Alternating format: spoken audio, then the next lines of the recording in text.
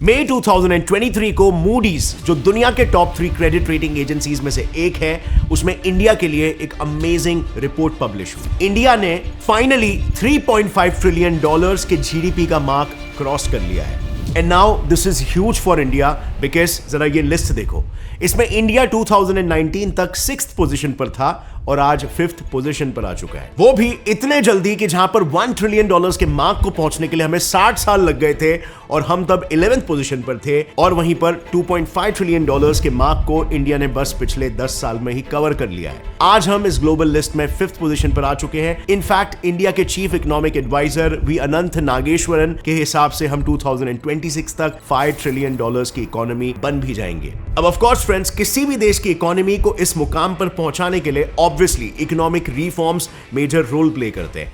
वैसे ही Indian GDP grow होने के पीछे भी टोटल 7 मेजर फैक्टर्स का सबसे बड़ा हाथ रहा है, जिसे खुद गवर्नमेंट के मिनिस्ट्री ऑफ एक्सटर्नल अफेयर्स ने अपने इस डॉक्यूमेंट में कोट किया है। इस वीडियो में हम बाकी के वीडियोस की तरह जीडीपी ग्रोथ के लिए स्किल्ड लेबर फोर्स और स्टार्टअप्स के डिस्कशन को जरा भी नहीं करेंगे। इंस्टेड हम गवर्नमेंट द्वारा दिए इन्हीं सारे पॉइंट्स को ऑब्जेक्टिवली स्क्रूटिनाइज करेंगे, क्योंकि गवर्नमेंट का काम तो यह है अपनी तारीफ करना और ये बताना कि हमारे रूल में देखो देश कितना आगे बढ़ रहा है, बट इसे स्क्रूटिनाइज करना हमारा काम होना चाहिए, राइट? जिससे कि हम गवर्नमेंट पॉलिसीज को रैशनली और क्रिटिकली देख पाए और उसके कंट्रीब्यूशन को कैलकुलेट कर पाए। गवर्नमेंट के हिसाब से सबसे पहला रीजन जिसने इंडिया की इकोनॉमी को बूस्ट किया है वो है non banking financial company support. अब इसके नाम के पीछे मत जाओ, कॉन्सेप्ट बहुत ही सिंपल है। देखो, पिछले कुछ सालों में Bajaj finance, Tata capital, Muthoot finance limited जैसी एनबीएफसीज, यानी कि वो बैंक्स जो नॉर्मल बैंक्स जैसे सेविंग अकाउंट ओपन करके फंड्स नहीं लेते बल्कि सिर्फ लोन्स देते हैं, इनका क्रेडिट टू जीडीपी रेशियो 8.6 से 13.7% पर पहुंच गया है। इसका मतलब बेसिकली ये है कि जहां पर पहले 100 में से सिर्फ 8 लोगों को ही ये एनबीएफसीज लोन बांट पाते थे, वहीं अब ये ऑलमोस्ट 14 लोगों को लोन बांट पा रहे हैं। यानी कि ये क्लियर इंडिकेटर है कि ये जो लोन बांट रहे हैं उसे कस्टमर्स चुका भी पा रहे हैं, और इसीलिए ऑब्वियसली ये और लोन बांट रहे हैं। और जो सबसे इंपॉर्टेंट बात है वो ये है कि ये लेंडिंग इंस्टीट्यूशंस इकोनॉमी में मेजर रोल प्ले करते हैं, क्योंकि इनसे ही छोटे बड़े बिजनेसेस लोन लेकर अपना काम चालू कर सकते हैं। छोटे छोटे उद्योग क्रिएट हो पाते हैं, और जो भी टैलेंटेड लोग हैं जिनके पास आइडियाज है, एम्बिशन है, उनको एक कैपिटल लेने के लिए सहूलियत मिल जाती है, जिससे कि वो अपने आइडियाज पर इन्वेस्ट कर पाते हैं और नतीजन एम्प्लॉयमेंट क्रिएट करते हैं। तो इसका मतलब इकोनॉमी स्पार्क हो जाती है। पर अब सवाल यह है कि ये तो कोई भी गवर्नमेंट कर सकती है, राइट? इसमें इतनी हार्ड बात क्या है? ये गवर्नमेंट ऐसा कैसे कर पाई, ये कैसे हो पाया?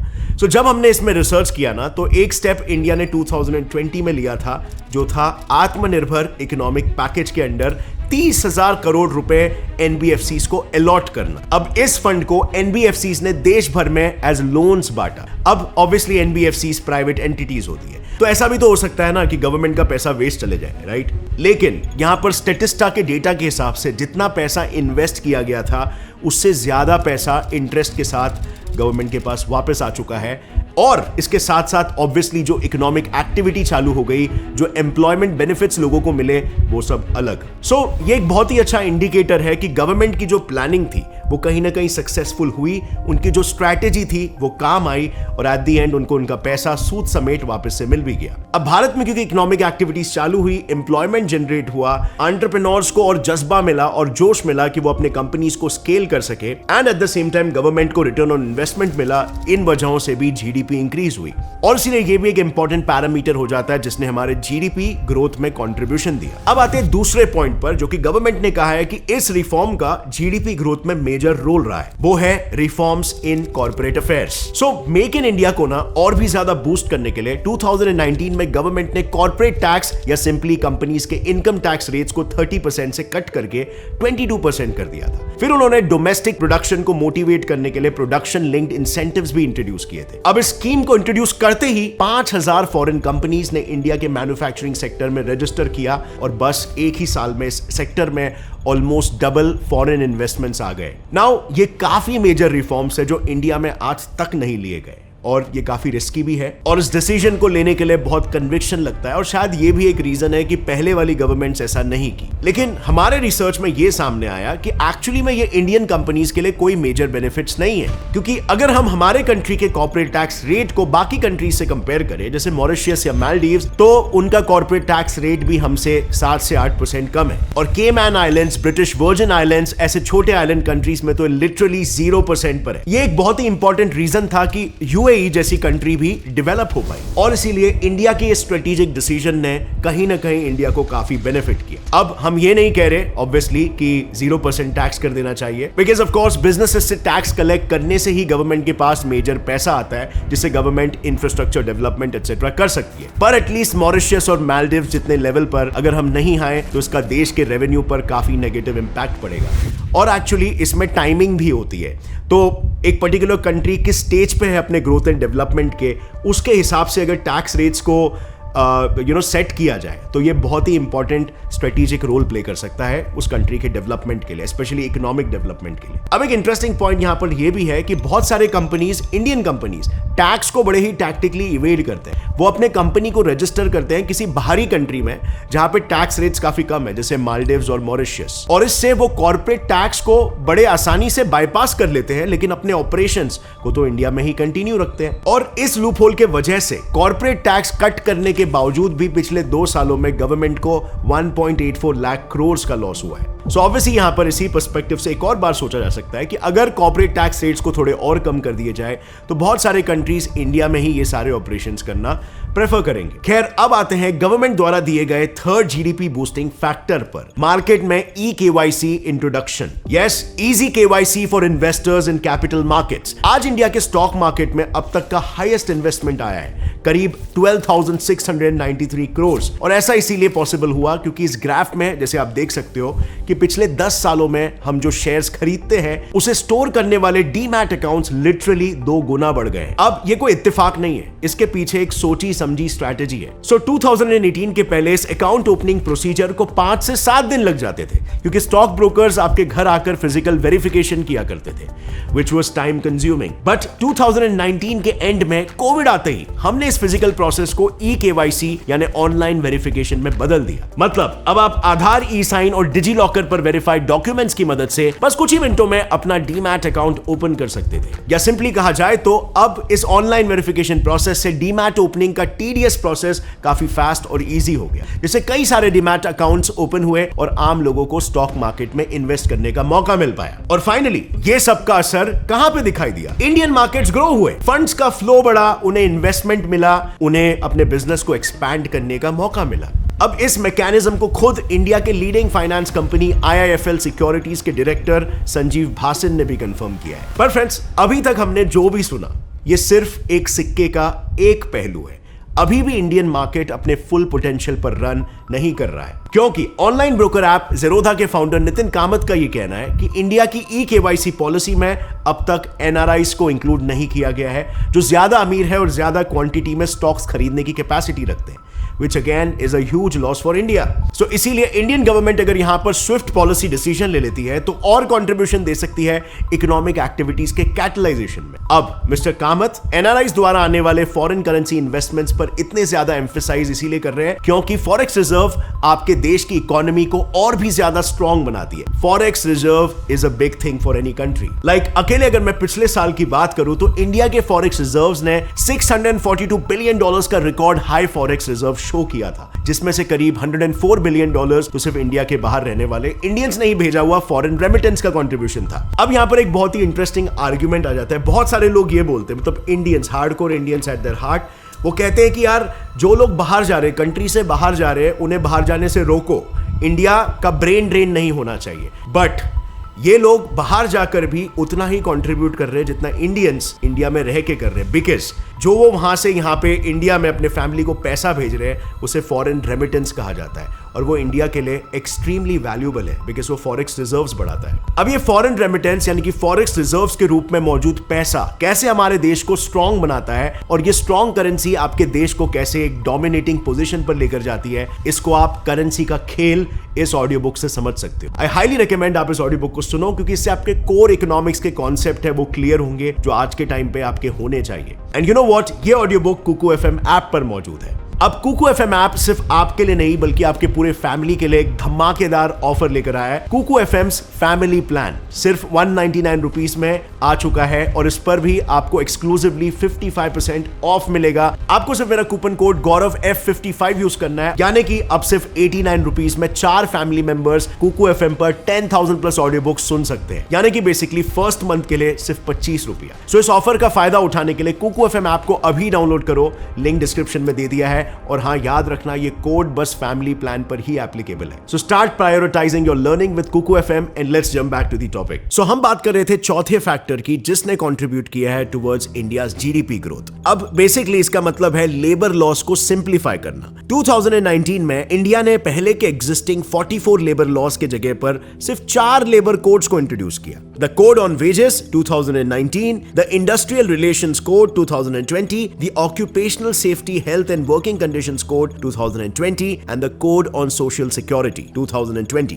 अब जिनको नहीं पता लेबर लॉस क्या होते हैं उनके लिए मैं बता दूं, लेबर लॉस ना बेसिकली ऐसे रूल्स एंड रेगुलेशंस होते हैं जो एम्प्लॉइज के राइट्स को प्रोटेक्ट करते हैं और उन्हें एक्सप्लॉइट होने से बचाते हैं। यानी fair and safe working conditions, proper wages, reasonable working hours etcetera, ये सभी हक आपको लेबर लॉस की वजह से मिलते हैं। अगर ये लॉज ना होते तो इंडस्ट्रीज लिटरली डिस्ट्रॉय हो जाती। जैसे फॉर एग्जांपल हमने चाइना के अंदर फॉक्सकॉन कंपनी के इशू को देखा। वहां पर स्ट्रिक्ट रूल्स और पेमेंट्स में काफी डिले होने के कारण 20,000 से ज्यादा लोगों ने एक साथ रिजाइन कर दिया, जिससे कंपनी के ऑपरेशंस तो ठप पड़ ही गए, लेकिन साथ ही अनएम्प्लॉयमेंट रेट पूरे देश का बढ़ गया। अब इस चीज का ऑब्वियसली दूसरे सेक्टर्स में भी एक डोमिनो इफेक्ट पड़ता है, और जाहिर सी बात है किसी भी देश का अगर अनएम्प्लॉयमेंट रेट बढ़ेगा तो उस देश की इकोनॉमिक ग्रोथ भी थम सी जाएगी। सेम इंडिया के केस में भी हुआ था 1982-83 मुंबई टेक्सटाइल मिल स्ट्राइक में, जो उस वक्त का सबसे लंबा चलने वाला और सबसे बड़ा स्ट्राइक था। यह स्ट्राइक वर्कर्स ने वेजेस बढ़ाने, हाउस रेंट और डीए जैसे अलाउंसेस इंप्लीमेंट करने और सिक लीव जैसे हॉलीडेज के लिए किया था। उनको रास्तों पर उतरने की जरूरत इसीलिए पड़ी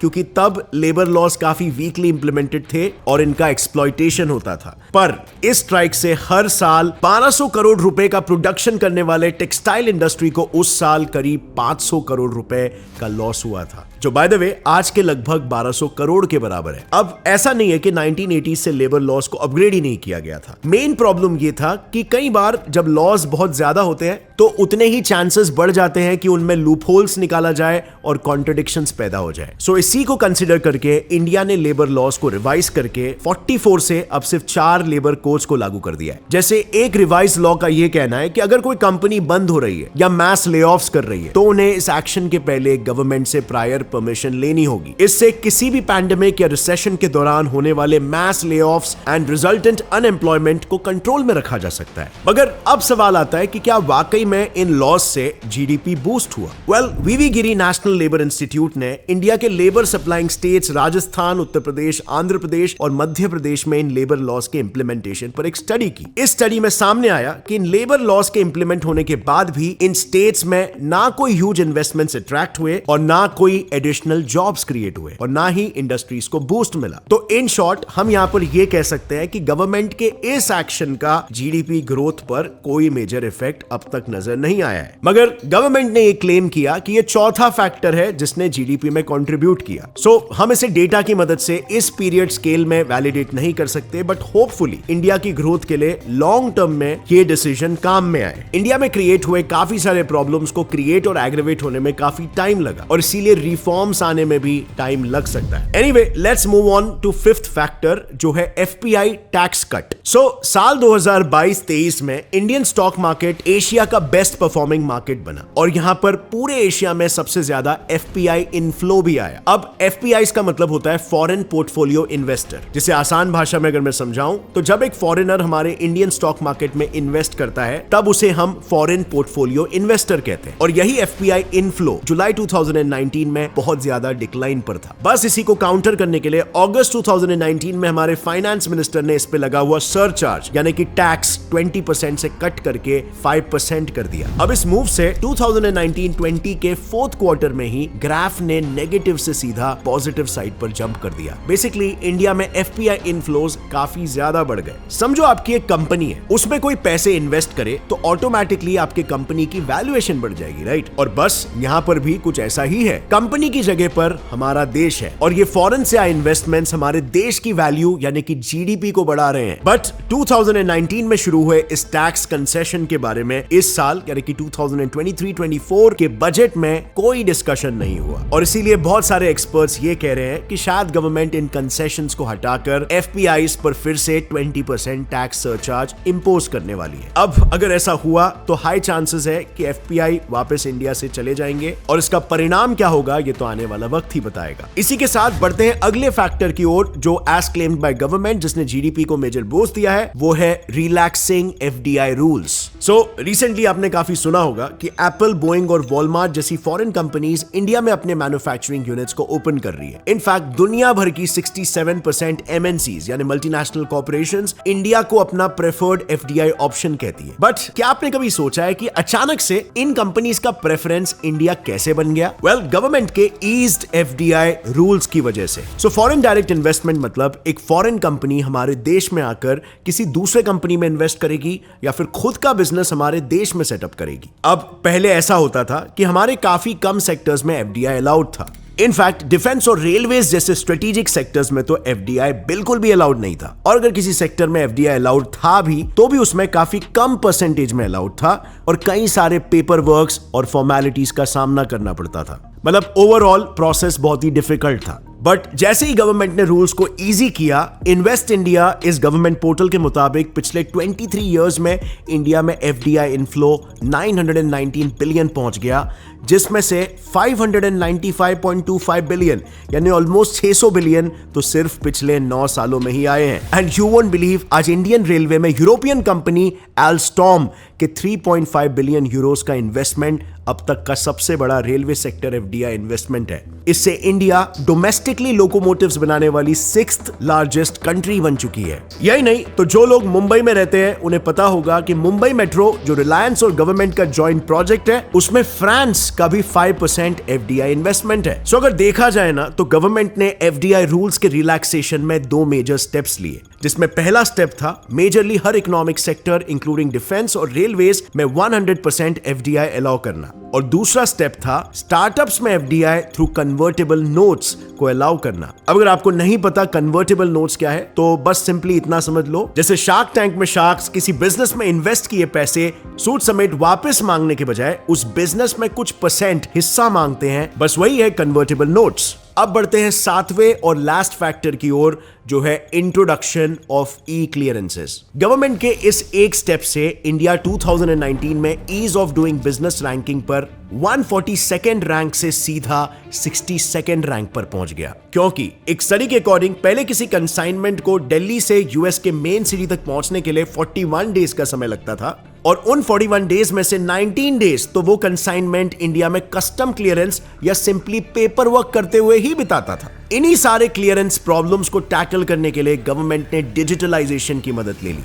उन्होंने ई सहज, ई वीजा, परिवेश, कार्गो क्लियरेंस और तुरंत कस्टम्स जैसे कई ऑनलाइन ई क्लियरेंसेस को इंट्रोड्यूस किया और उनके इंप्लीमेंटेशन को एक्सपेडाइट किया। इससे बिजनेसेस को आसानी हुई और PhD chamber of commerce and industries के एक सर्वे में यह पता चला कि इंडिया के इस स्टेप ने एमएसएमई सेक्टर को ग्रो करने में सिग्निफिकेंटली हेल्प किया। एंड जैसे हमारे फाइनेंस मिनिस्टर निर्मला सीताराम जी का कहना है, MSMEs are the backbone of India. और अगर एमएसएमईज सिग्निफिकेंटली ग्रो हुई है तो ऑब्वियसली इंडिया की इकोनॉमी भी ग्रो होगी। बट हमने जब इस पर रिसर्च किया तब एमएसएमई के ग्रोथ को लेकर 2016 के बाद कोई ऑफिशियल डेटा रिलीज ही नहीं किया गया है, यानी कि ये एक ऐसा फैक्टर है जिसे हम अब तक प्रॉपर्ली वेरीफाई नहीं कर पाए। सो इसे बेसिकली थोड़ा सा फॉलो अप पर रखना होगा। पर फ्रेंड्स, ओवरऑल देखें तो इंडिया के जीडीपी का ग्रो होना इतनी तेज रफ्तार से हम सभी इंडियंस के लिए एक प्राउड मोमेंट है। सिर्फ इस सब में सोचने वाली बात यह है कि क्या सच में इंडिया के जीडीपी ग्रोथ से हम ग्रो हो रहे हैं एज इंडिविजुअल्स। क्योंकि अगर हम इंडिया की पर कैपिटा इनकम को यूके की पर कैपिटा इनकम से कंपेयर करें तो यूके का ये जो इनकम है वो $47,000 है, मगर वहीं पर इंडिया का सिर्फ $2,500 है। और इसी मुद्दे को लेकर कोटक महिंद्रा बैंक के सीईओ उदय कोटक ने यह कहा कि $3.5 ट्रिलियन की इकोनॉमी बनना जरूर इंडिया के लिए प्राउड मोमेंट है, मगर वहीं पर पॉपुलेशन डिनोमिनेटर के केस में यह हमारे लिए एक रियलिटी चेक है and we have still miles to go. और मैं 100% एग्री करता हूं इस फैक्ट से, बिकॉज हमारे लाइफ में जो मेट्रिक सबसे ज्यादा इन्फ्लुएंस करता है हमें, वो है पर कैपिटा इनकम, यानी कि हर एक इंसान अपने लेवल पर कितनी कमाई कर रहा है पर मंथ या फिर पर ईयर। और इंडिया के केस में इतनी ज्यादा पॉपुलेशन होने की वजह से,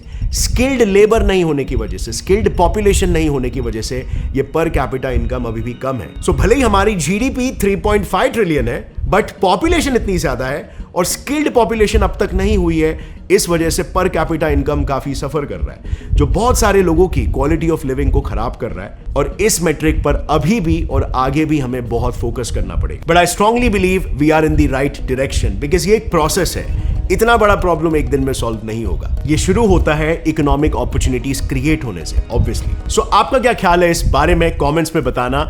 और इंडिया ने अपने इस बढ़ते इकोनॉमी में अपना हैवी इन्फ्लुएंस ग्लोबली स्प्रेड करना शुरू कर दिया है, वो भी यूपीआई की मदद से इस बार। People in Singapore and India can now send real-time payments to one another. अब सिंगापुर के बाद सऊदी अरेबिया और गल्फ नेशंस में भी यूपीआई इंप्लीमेंट कर लिया और वहां पर भी आप यूपीआई से पेमेंट कर पाओगे। वो कैसे, इस बारे में मैंने ऑलरेडी एक वीडियो बनाया काफी डिटेल में, जो आपको पूरा मामला एक्सप्लेन कर देगा। Don't forget to check it out. और अगर इस वीडियो से आपको कुछ भी नया सीखने मिला, एक लाइक जरूर ठोकना। गौरव ठाकुर चैनल को सब्सक्राइब कर लो और बेल नोटिफिकेशन दबाओ, ताकि आगे आने वाली हमारी कोई भी इंटरेस्टिंग वीडियो की अपडेट आप कभी भी मिस ना करो। और हाँ फ्रेंड्स, जाने से पहले कुकू एफएम के फैमिली ऑफर का फायदा उठाना ना भूले, लिंक डिस्क्रिप्शन में है। See you next time friends, as always stay curious, keep learning and keep growing. जय हिंद।